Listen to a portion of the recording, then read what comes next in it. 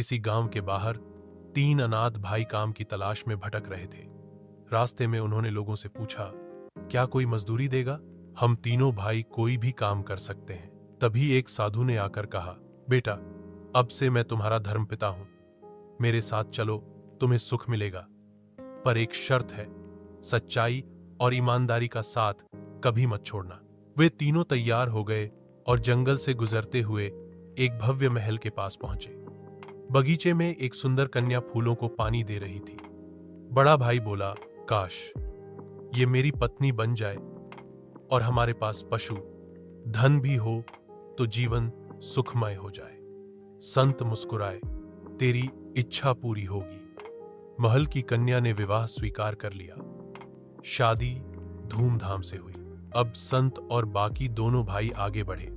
वे एक बड़े घर पहुंचे जिसके बाहर चक्की और तालाब था।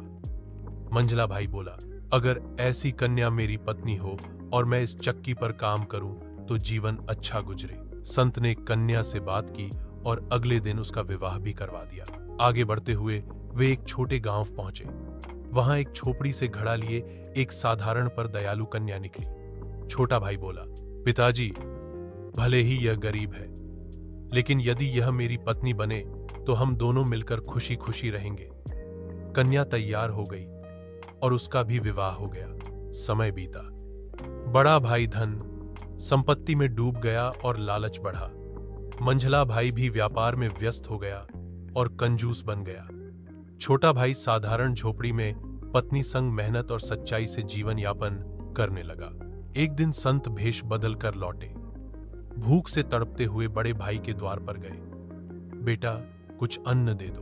बड़े भाई ने डांट कर भगा दिया। उसी पल उसका महल जलकर राख हो गया। संत मंझले भाई के घर पहुंचे। उसने